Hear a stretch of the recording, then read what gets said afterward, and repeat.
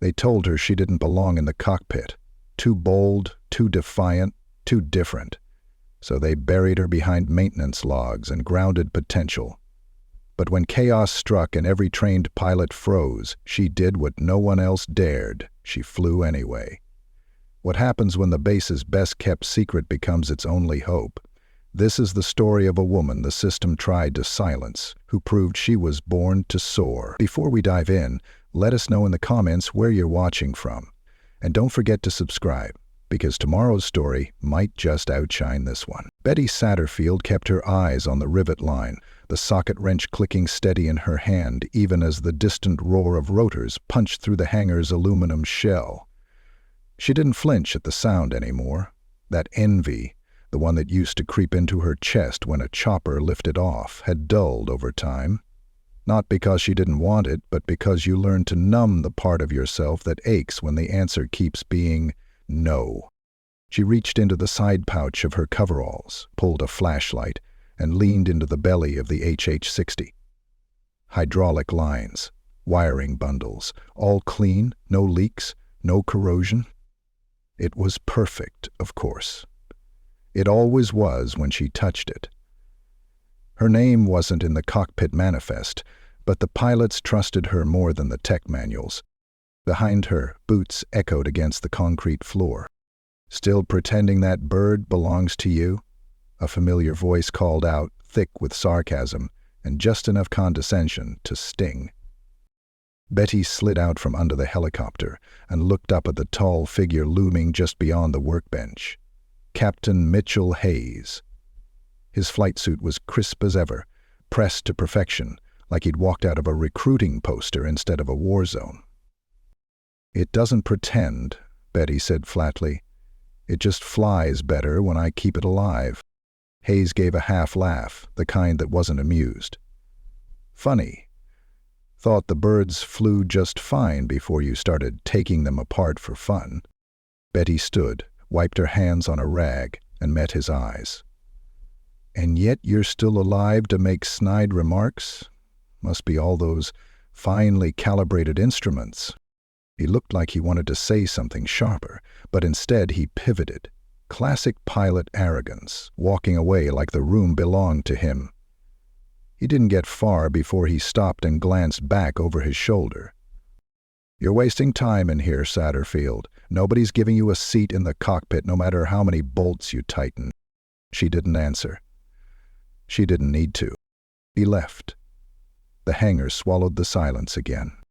Across the bay, Sergeant Brooke Thompson leaned against a ladder, arms crossed, eyebrow raised. She hadn't interrupted the exchange. Brooke rarely did when Hayes was in earshot, but now she approached, slow and deliberate. "You know, I sometimes think he practiced being a prick in flight school," she muttered. "Probably majored in it." Betty smirked. "Magna cum laude." Brooke offered a hand, helped her up onto the workbench so they could sit side by side for their usual 6:30 break. For months now, this was how the day started. Before the hangar buzzed with briefing chatter, before the engines coughed awake, before the air smelled like jet fuel and coffee grounds. Just the two of them. The weight of dreams, unspoken, hanging in the stillness. "Do you ever think about quitting?" Brooke asked suddenly, breaking their unspoken pact not to talk about what hurt. Betty didn't look at her. "Every day." "I don't." Brooke nodded. That was the end of it. The same answer every time. There had been a time, 5 years ago, when Betty Satterfield believed the pipeline would work. Top of her class, summa cum laude, record simulator scores, letters of recommendation so glowing they could have been backlit. Then came the November flight, the unauthorized one. Betty had taken up a test bird after hours. The issue was glaring, a pitch oscillation no one else had noticed. She fixed it, flew it, logged the diagnostic data herself. And technically, yes, she broke protocol. But the report she filed grounded that aircraft just long enough to keep a green pilot from taking it up the next day. The same pilot who later admitted he'd missed the irregularity during pre-flight. No one was injured, no crash followed. Yet that single choice, that deviation, earned her a black mark that wouldn't wash off. Insubordination, the file read, underlined in red, tagged with a date and initials, the reason she'd never been cleared again. Colonel Raymond Steele, the base commander at Navarro Range, hadn't needed much convincing to keep her out of the sky. He didn't shout. He didn't scold. He simply looked at her after the board review and said, "Mechanics belong on the ground, Satterfield. Let's not complicate the chain of command." Since then, she'd done her work quietly, diligently. She recalibrated flight decks, she rebuilt hydraulic pumps blindfolded, and every morning, before the hangar doors opened, she ran sims alone in the maintenance bay on half-broken equipment the pilots wouldn't touch. She still had her wings. Technically, she was certified. But she wasn't cleared, and clearance was everything. Base's new LT made a mess of the Red Hawk last night, Brooks said, nudging her. 3 failed attempts to line up the forward avionics bus, thought he could torque it with brute force. Betty shook her head. "Jake Reynolds? The one and only." "Kid's not dumb," Betty muttered. "But he listens with his ego." Rook chuckled. "Sounds like someone I know." Betty rolled her eyes, then stood. The banter was nice, but it didn't change the day ahead. More aircraft to inspect, more signatures to log, more silence to endure when the birds lifted off without her. Back in the tool crib, she stowed her wrench set, carefully aligned by size, and made her way to the storage room in the far west corner of the hangar. That's where the old SimPod sat, scratched, glitchy, screen flickering sometimes when the data feed lagged. She climbed in anyway, powered it up, let her fingers dance across the controls with muscle memory alone. This was how she flew now. In fragments, in the glow of artificial skies. 10 minutes in, she was mid-maneuver, rerouting power through a simulated failure when the overhead speaker crackled with a voice she knew too well. "Lieutenant Reynolds, report to flight control." Reynolds to flight control. Another chance for the young, the eager. Another mission for someone cleared, regardless of whether or not they were truly ready. Betty closed her eyes. She could see the map in her head, the route they'd be taking, the radio calls they'd need, the wind vectors. She knew it all, every variable. But the sim didn't ask questions. It just responded. It didn't care what her personnel file said. She finished the scenario, saved the log, and climbed out. She didn't fly for the rank. She didn't fly for applause. She flew because every time someone said she couldn't, the sky whispered that she could. And someday it would be more than just her and the SimPod. Someday, the silence after takeoff would be hers to break. And no one, not Captain Hayes, not Colonel Steele, not a red ink stamp on a personnel file, would be able to stop her. Captain Mitchell Hayes never talked about that day in the desert. Not during flight briefings, not over beers in the officers' lounge, and certainly not to Betty Satterfield. But he remembered every second of it. The sun had been brutal, blinding off the Pavehawk's windshield, the air warped with heat distortion. He'd waved off her concerns with a smirk. An altimeter glitch, she'd said. Calibration was off. He called it nerves. Told her to stick to wrenches like it was some punchline. 20 minutes later, the altimeter failed in flight, exactly how she'd warned. He'd dropped into a descent so sharp it took every ounce of his training to recover. By the time he landed, his knuckles were white and his ego bruised. But when command asked questions, he didn't mention her name, and when the board reviewed the near miss, they only saw that she'd flown a bird without clearance, unauthorized, reckless, undisciplined. He let it play that way, let her take the hit. Now, 5 years later, the guilt still itched at the back of his neck, but not enough to undo it. Hayes had a spotless record to protect. She had nothing to lose. In the hangar that afternoon, Betty worked through her maintenance checklist, pretending not to notice the tension that followed Hayes wherever he went. It wasn't just her. He walked like someone trying to stay ahead of something that was gaining. Sergeant Brooke Thompson watched him too, eyes narrowing as he passed. That man's got ghosts. Betty didn't look up. So do a lot of people. But his whistle, Brooke said, only blows when you're in the room. That wasn't entirely wrong. Since the incident, Hayes had a habit of flexing authority near her, checking manifests she'd already signed, re-reviewing torque reports like she might miss a bolt. He never said her name in meetings, but his glances said enough. Still, Betty didn't bite. Her pride didn't live in confrontation. It lived in quiet perfection. Aircraft that didn't rattle mid-flight, diagnostics with zero faults, and engines that sang when they should have sputtered. Pilots trusted her gear, even if they didn't trust her. Later that night, the base dimmed under sodium lights, the sound of crickets interrupted only by the hum of generators and the occasional chopper overhead. Betty didn't go back to the barracks after her shift. She slipped back into the maintenance hangar like a ghost, her access badge still valid, her boots light on the grated floor. She keyed open the sim pod again. Inside, she wasn't Betty the grounded mechanic. She was Lieutenant Satterfield, certified pilot, call sign Ironbird. The simulation loaded a medevac run. Mountain terrain, low visibility, wind shear. She set the parameters harder than regulation. Any real pilot would have avoided it. But Betty didn't flinch. Her hands moved with surgical calm, her eyes scanning readouts, reacting before alarms ever triggered. Halfway through the scenario, a mechanical failure forced a reroute. She recalculated vectors on the fly, dropped elevation, and guided the bird through a canyon run smoother than most of the active roster could pull off. By the time the mission clock stopped, her simulated crew was secure, her bird intact. As again she whispered to the machine, punching the restart. She ran it twice more before shutting it down, her muscles humming with the afterglow of flight. The next morning, Colonel Raymond Steele stood at the head of the operations room, his eyes tracking the digital map across the wall. Routine flight briefs moved along, supply runs, border recon, tech support for a new batch of drones arriving from Pendleton. Steele was a broad-shouldered man with a granite jaw and a permanent crease between his brows.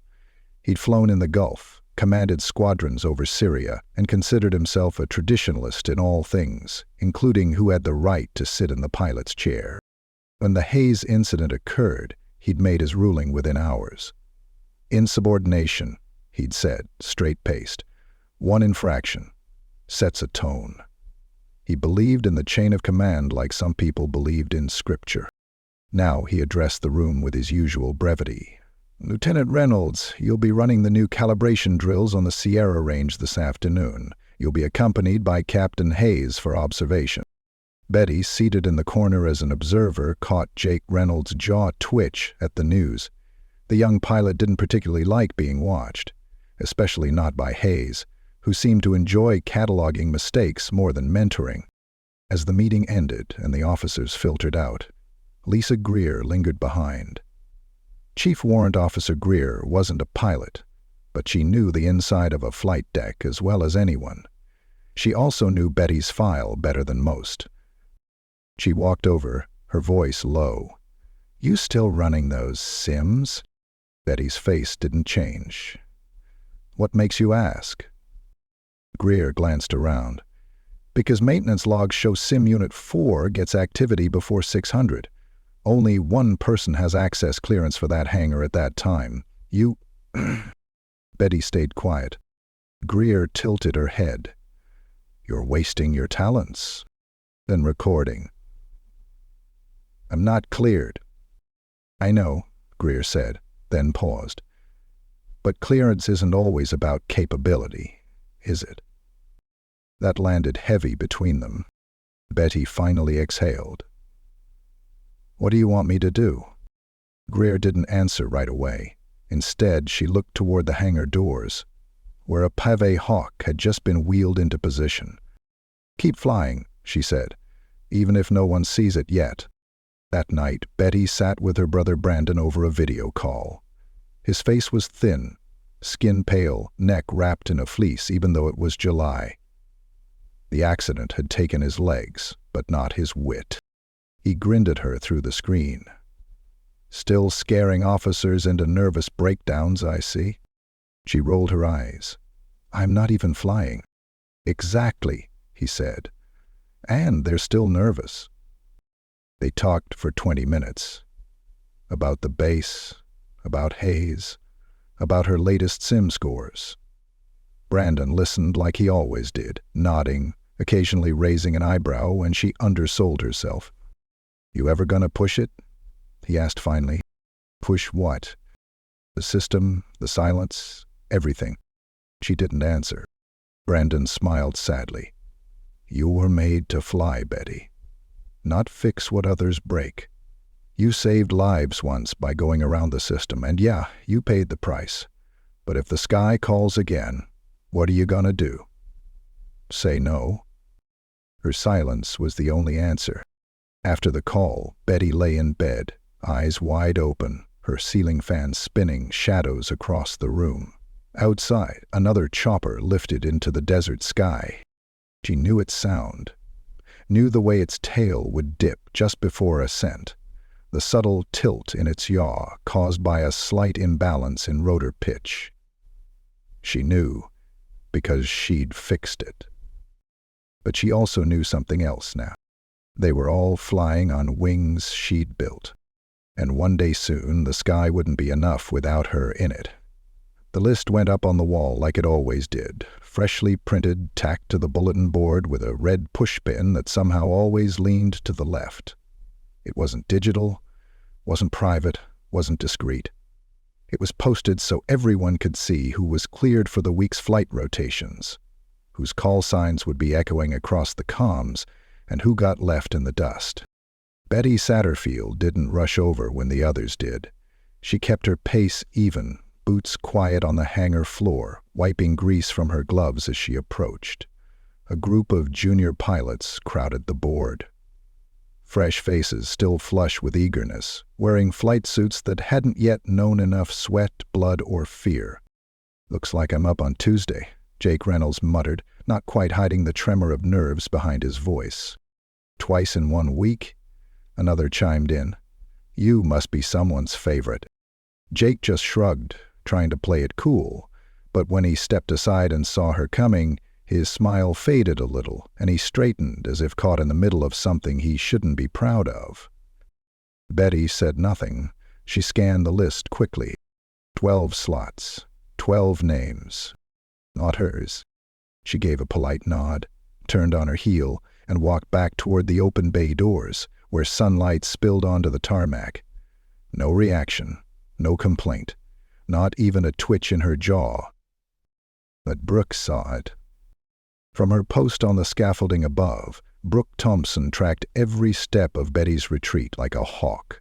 When the hangar cleared a little, she climbed down and caught up, falling into step beside her. "3rd rotation this month," Brooke said. "That's gotta be some kind of record." "I'm not counting any more," Betty replied. "Yes, you are. You've got that eyebrow twitch." "I don't twitch." "You do. 1 millimeter. Right side. Always when you're swallowing something you shouldn't have to." Betty cracked the faintest smile but said nothing. They walked together past the fuel trucks, past the parked Blackhawks, past the open-air maintenance rigs where contractors pretended not to watch them. "You want me to say it?" Brooke asked. "You deserve a slot." "Doesn't matter." "The hell it doesn't." Betty stopped, turned, finally looking her in the eye. "If it mattered, I'd be on that board." Brooke didn't argue, not because she agreed, but because she knew the weight of those words, knew that Betty had carried that particular truth like a stone in her rucksack for years now, heavy, constant, unspoken. Back in the operations center, Chief Warrant Officer Lisa Greer sat at her desk, eyes scanning over weather forecasts and fuel reports, radio logs and flight manifests. She had 2 cups of coffee cooling on her desk and a headache pressing behind her eyes. When the knock came, she didn't look up. "Satterfield," she said. "I figured you'd be in soon." Betty entered quietly, cap in hand, the same way she always did. Professional, composed, like she still believed showing respect to the system might one day earn it back. "I want to ask about the rotation," she said. Greer leaned back, sighed, rubbed at her temple. "You're not on it," she said plainly. "I noticed." Greer tapped the desk.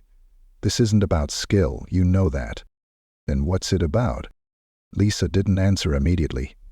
She picked up one of the coffee cups, didn't drink from it, just held it. "You're still flagged," she said. "That board review from 19 never got officially overturned. I've flown every sim from here to Pendleton without a single error.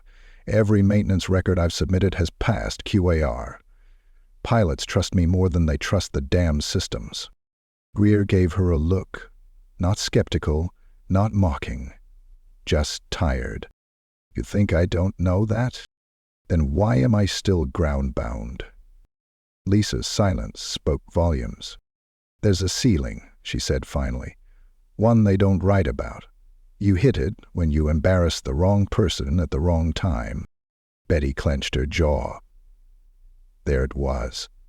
The truth she'd always known but had never been told so plainly. Not from a peer. Not from someone who saw her. "You think I should stop pushing?" "I think," Greer said carefully, "you should pick your moment. When it comes, and it will, you make damn sure no one can ignore it."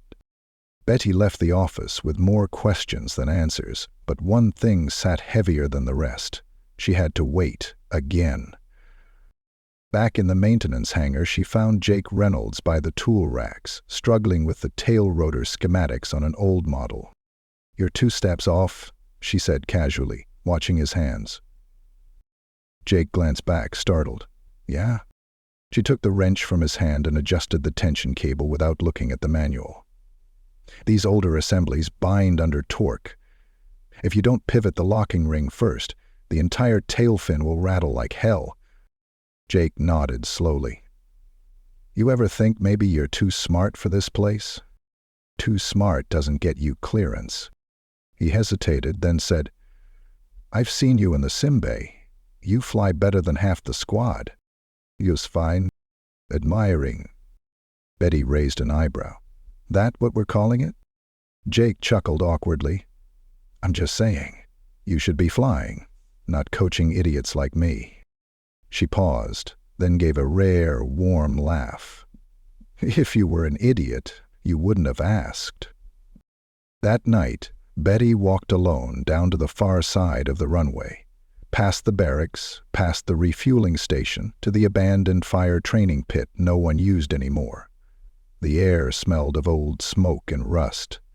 It was quiet here, sacred in a way. She sat on the rim of the old concrete basin, legs dangling over the side, looking out into the dark stretch of desert beyond the fence. It was here that she let herself feel the weight, the sting of being passed over. Again, the silence of being seen but not chosen. She pulled her dog tags from under her shirt, thumbed the stamped letters. Her last name still scratched from that sandstorm in Kuwait. She closed her eyes. She didn't want praise. She wanted altitude. Above her, a bird of prey sliced across the moonlight.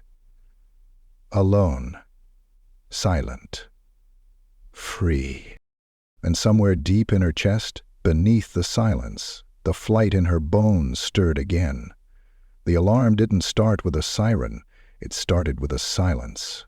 A strange, breathless kind of still that fell over the base like dust before a storm.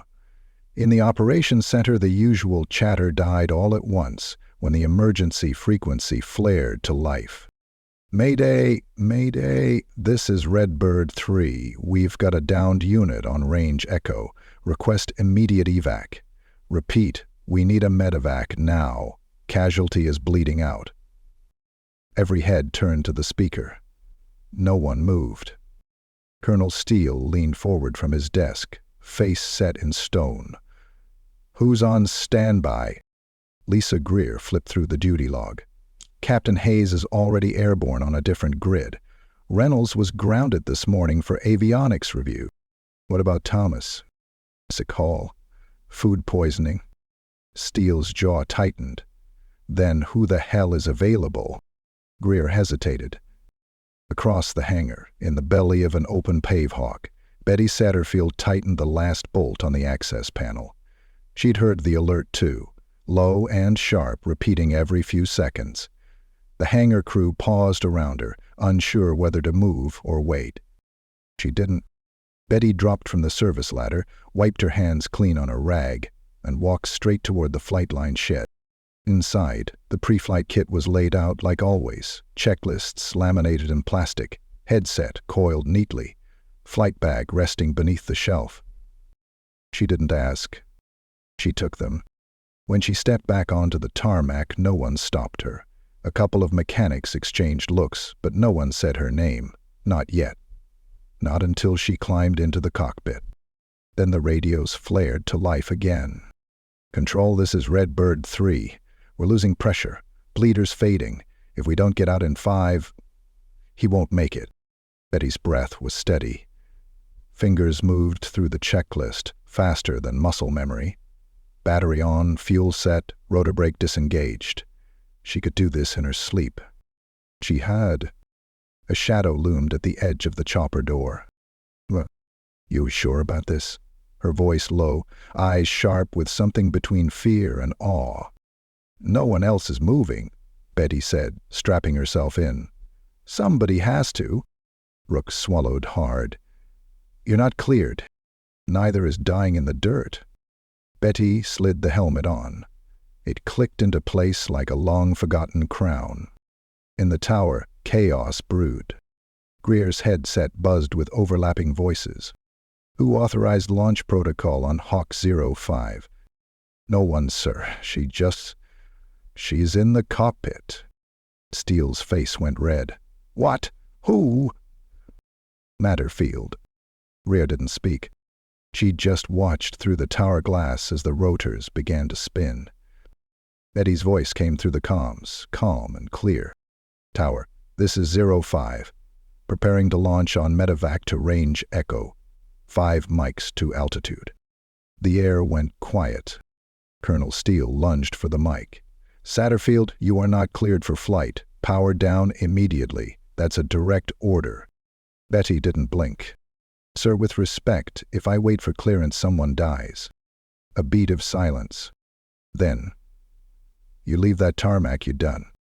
Brooks' voice crackled into her headset from the hangar relay channel. "He's not bluffing." "I'm not flying for him," Betty said. "I'm flying for the guy bleeding out in a ravine." With one last glance at the instruments, Betty throttled up. The chopper lifted, slow and smooth, rotors slicing through the heat haze.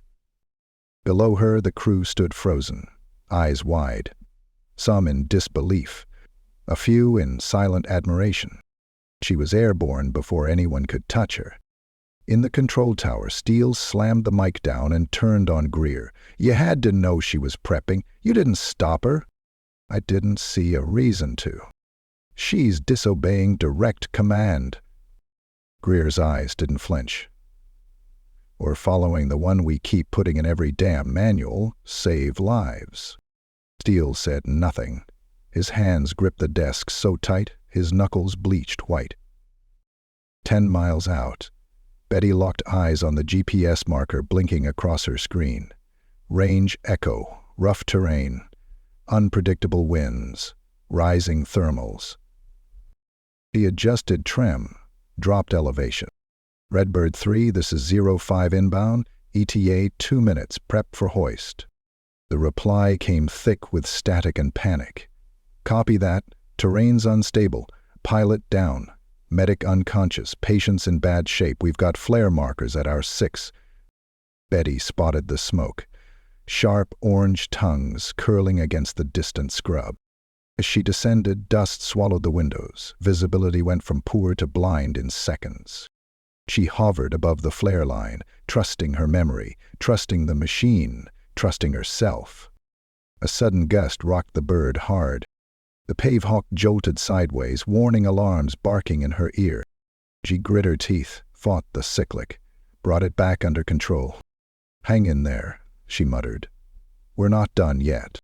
Below, the rescue crew signaled, 2 fingers raised, then a spin. "Ready for lift." Betty lowered the hoist, hands guiding it with surgical precision. The cable caught. Patient locked in. She felt the weight shift as the winch reeled back, seconds ticking like hours. Then, secured. Redbird were up, RTB in 2. They didn't cheer, there wasn't time. On the return flight, Betty kept her altitude low, riding the ridgeline where crosswinds were weaker. Her headset buzzed with med reports. Unconscious, shallow pulse, but stable. She exhaled only when the base came into view. No one waited with sirens, but everyone watched. From the tower, from the hangars, from the open doors of the barracks. As her chopper touched down, medics rushed forward, lifting the stretcher out with practiced hands. Betty powered down, helmet still on, heart still hammering. She sat still for a moment, then unstrapped. When she stepped out, the first thing she saw was Steele, his expression unreadable, hands behind his back. Around him, silence. No reprimand, no applause, just eyes, watching the woman who wasn't supposed to fly anyway. Betty met his gaze as she descended the steps. She didn't salute, didn't speak. She just walked past him, toward the hangar, toward the next breath. And behind her, the tower whispered, "She did it." The silence after the rotors stopped spinning was deafening. Betty stepped down from the pave hawk as the blades gradually lost momentum above her, their fading whomp-whomp dissolving into the hot static of memory. Her boots hit the tarmac with finality, but her body still buzzed with the ghost of altitude, of wind, of instinct honed in solitude. It wasn't adrenaline, it was muscle memory. It was home. She pulled off her helmet and let the dry wind pass over her face. The smell of rotor oil and scorched rubber clung to her. Around her, no one moved. Not the medics now wheeling the stretcher toward the emergency bay. Not the flight crew. Not the base personnel, frozen in mid-step, mid-conversation, mid-thought. She had just done what no one else had. Not with permission, not with applause, not with protocol. With purpose. Captain Hayes stood halfway down the line of parked aircraft, hands on his hips, face unreadable.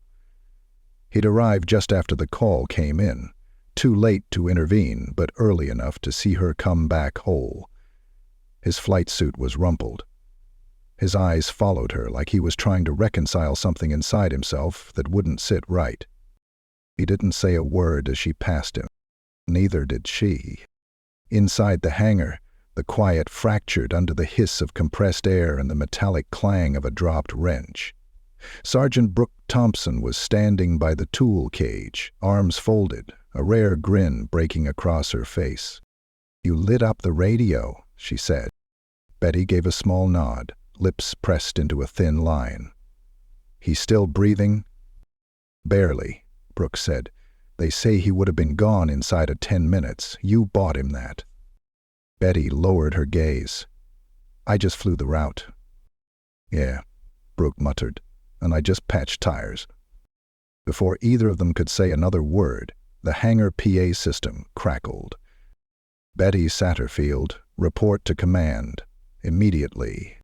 Brooke's grin vanished. Betty's shoulders didn't slump, but her silence deepened. She pulled off her gloves, tucked them into her belt, and started toward the admin building. The hallway to Colonel Steele's office was cold and narrow, lined with framed commendations and mission maps. It felt like a corridor to a courtroom. Her footsteps echoed as she approached the door, which was already open.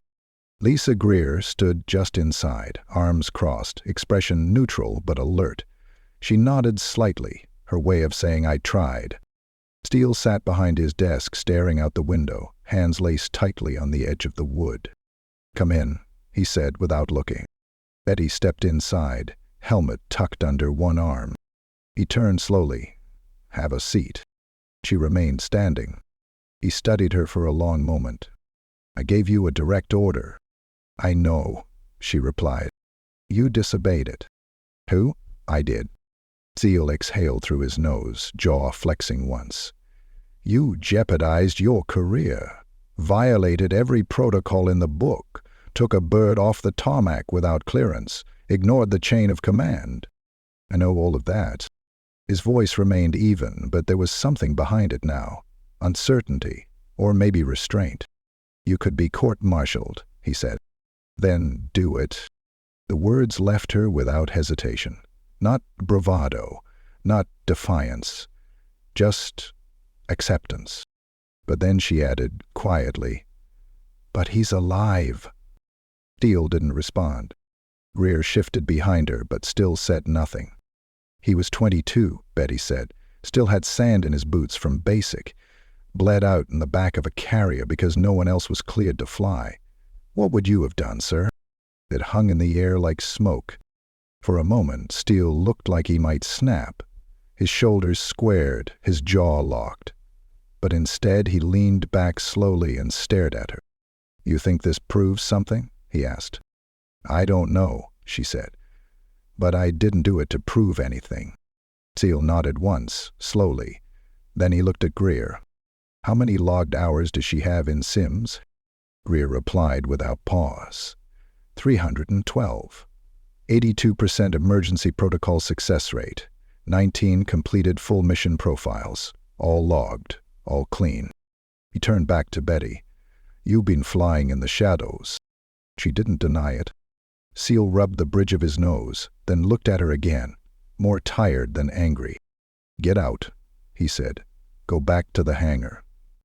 She hesitated. "That's it?" "For now." Betty left without another word.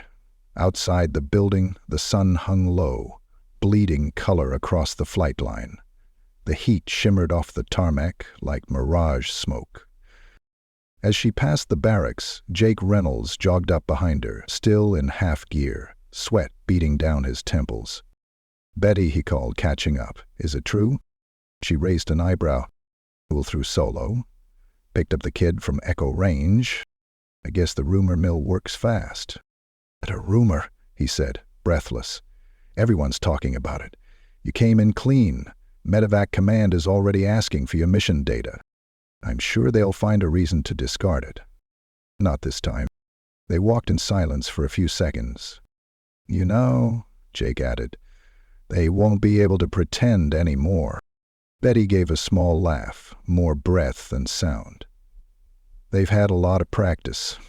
He stopped walking, called after her, "You changed something today." She didn't look back, but she raised a hand in acknowledgement as she kept moving. That night, alone in her room, she laid out her gear in silence. Helmet, gloves, flight suit, all placed with reverence on the narrow cot. Her hands moved differently now. Slower, steadier. Like she knew somehow that a corner had been turned. Maybe not officially, maybe not out loud, but the wind had shifted. She sat down, removed her boots, and stared out the window into the dark. Above the hangars, a single aircraft banked under the moonlight, its rotors slicing the sky. She couldn't tell who was flying it. Didn't need to. For the first time in years, it didn't feel like watching someone else live her dream. It felt like the sky had remembered her name.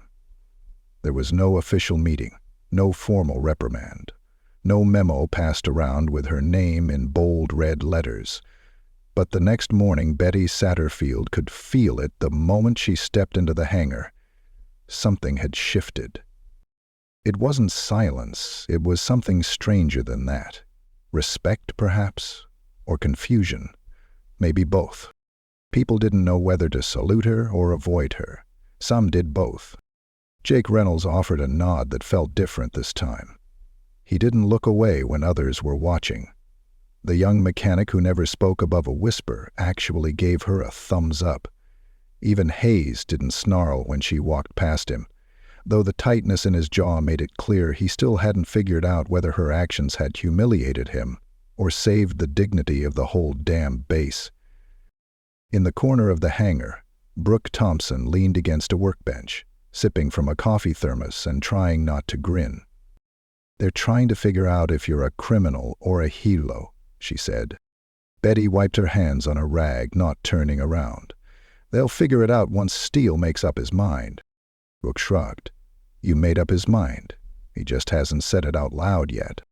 Betty shot her a sidelong glance. "I didn't do it for that." "No, but that's why it matters more." Just then, the PA system cracked overhead. "Satterfield, Operations Building, Colonel Steele, now." The hangar went still. Everyone tried not to react, but every set of eyes followed her as she untied her coveralls and slipped out of her work gloves. The walk across the tarmac felt longer than usual. She wasn't being escorted, no one was shouting, but it felt like walking into judgment. Lisa Greer met her just outside the building. She didn't speak, only opened the door and motioned for her to follow. Inside, Colonel Steele was seated at his desk, but this time he wasn't alone. Another man stood near the back of the room, a civilian, maybe early 50s, clean cut, wearing a DOD badge clipped to a windbreaker. Observing. Listening. That alone made Betty's back straighten a little more. Steele gestured toward the seat across from him. "Sit down." Betty remained standing. The man in the windbreaker stepped forward, extending a hand. "Deputy Director Marshall, Flight Operations Review Committee." He shook his hand but said nothing. "We've been monitoring comms traffic from your unapproved medevac response," he continued. "We've also received a petition from the 192nd Medical Squadron, citing your actions as the reason Private Ellis survived." Betty's jaw remained still. "I didn't wait for clearance." "No, you didn't," Marshall said. "And under different circumstances, we'd be having a very different conversation." Colonel Steele leaned forward, his hands clasped together tightly. "But we're not." Marshall reached into a folder and pulled out a printed document. "Effective immediately, the flight ban against you is lifted. Your certification is reinstated under full status. Flight Command will determine your assignment schedule by next week." Betty blinked once. Steele spoke next. "You'll be undergoing a standard readiness assessment, just like every other pilot. You pass that, and you're officially on the rotation." Betty looked between them, slow and careful. "And if I hadn't flown?" "You'd still be on the ground," Steele said flatly. "Let's not pretend this didn't force our hand." "But it did," Marshall added, "and that makes it real." There was no joy in the room, no clapping, no congratulations, just the grinding machinery of policy, finally moved by something undeniable. "Do you accept the reinstatement?" Marshall asked. Betty met his gaze. "Yes." Greer exhaled softly behind her. As Betty turned to leave, Steele added one more thing. "There are still some on this base who think you got away with something." Betty paused in the doorway. "I did." Steele narrowed his eyes. "I got away with saving a life." Then she left. By the time word spread across the base, the hangar felt like a different planet. People weren't just curious anymore, they were watchful.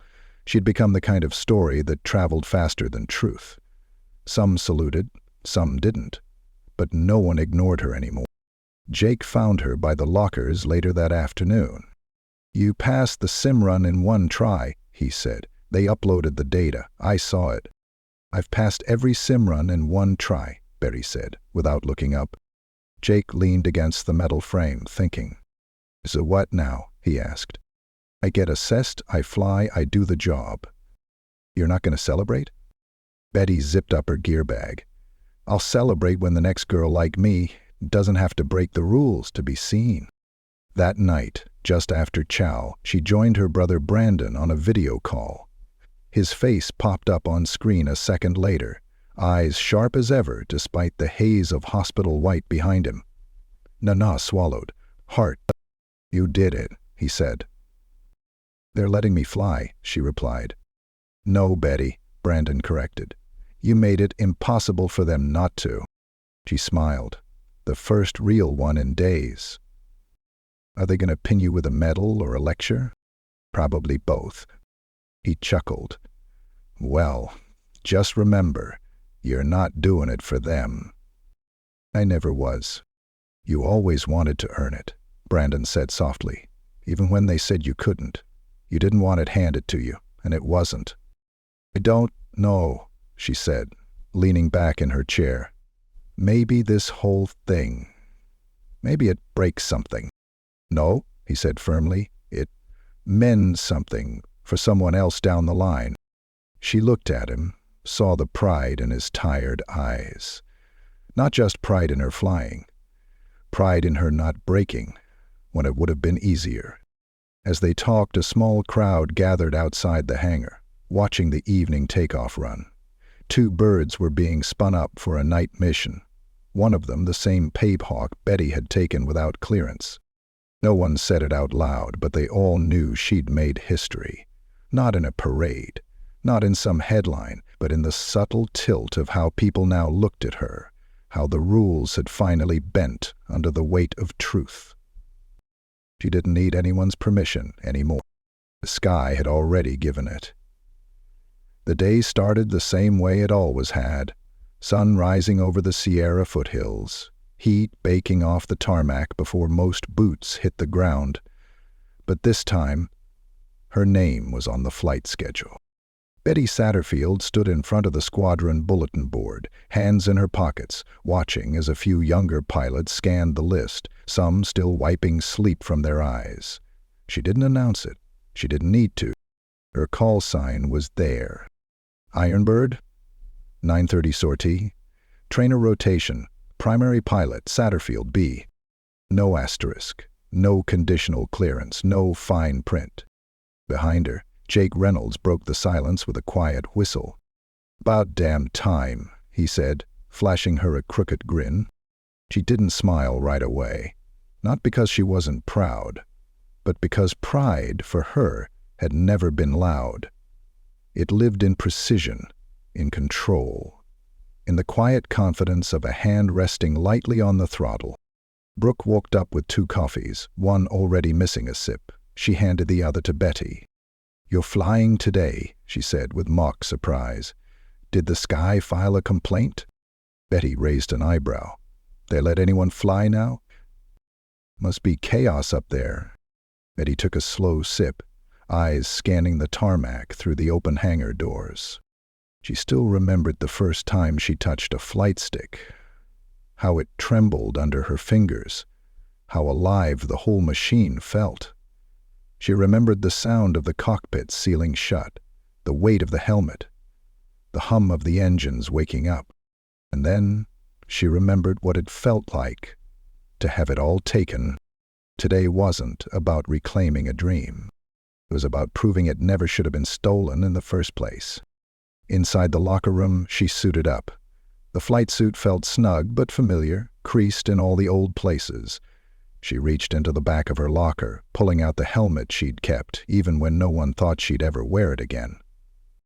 It was still clean, still ready. Outside, the rotors on the Pavehawk spun to life. Betty approached slowly, adjusting her gloves.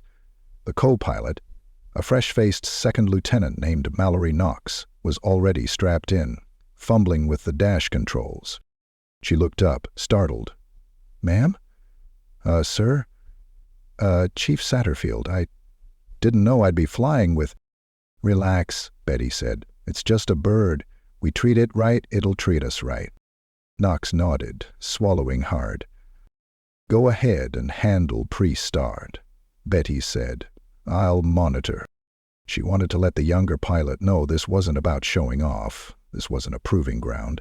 It was a classroom, and Knox had earned her seat the same way Betty had, by being better than the people who'd tried to keep her out. Over the headset, tower comms crackled.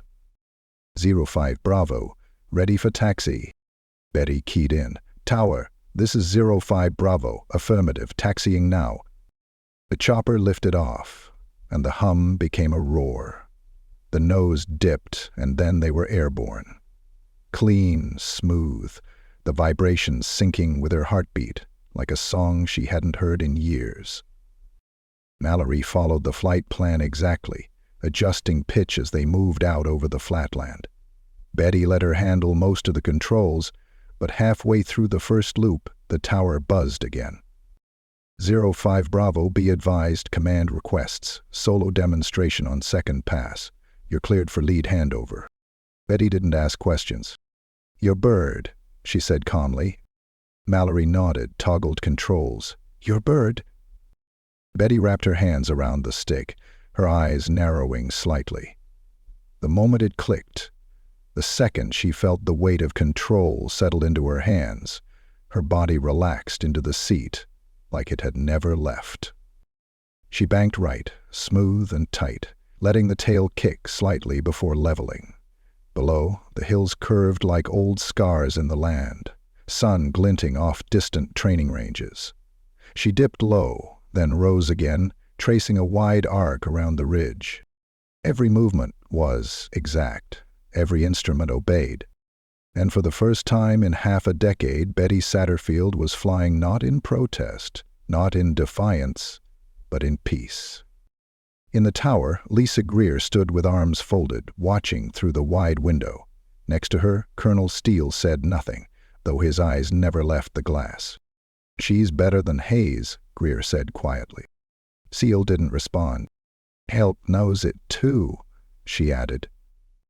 Still, nothing from him. But as the bird completed its loop and headed into final approach, Steele finally muttered, Yeah, she is. The Pavehawk touched down without so much as a bounce. Betty powered down, flipped the switches in perfect sequence, and exhaled slowly. Mallory looked over. That was. Betty smiled. A good first day. They stepped out into the sun, helmets tucked under their arms. Base personnel clapped from across the flight line. Not a full crowd, but enough to know the story had spread. Among them stood Brandon, her brother, in his wheelchair. She hadn't known he'd come. He rolled forward, stopping just in front of the chopper. I thought I was dreaming when they said you were flying again. She grinned. Guess I couldn't stay grounded forever. He reached out and grabbed her forearm. You earned every second up there. For a while they just stood there, brother and sister, soldier and survivor, the smell of jet fuel and desert sun thick in the air. Brooke joined them a few minutes later, holding out a folded piece of paper. Command wants you in briefing tomorrow, she said. Betty raised an eyebrow. They're considering assigning you to instructor duty, Brooke added. Permanent. Betty looked at her. You serious? Dead. They want you to help build the next generation. Betty laughed, and this time it came freely, the sound of something finally unburdened. She took the paper and slipped it into her pocket. That night, she walked the flight line alone. The sky above was clear. No storms, no clouds, just stars, scattered and untouchable. But Betty didn't look up like she used to, with longing or frustration or grief. Tonight she looked up like she belonged there, because she did. She reached the edge of the runway and stopped, boots planted in the dirt, her old helmet under one arm. Behind her, the hangar lights glowed. Ahead of her, nothing but open sky. And for the first time in a long time, she didn't need permission. She had the sky's blessing.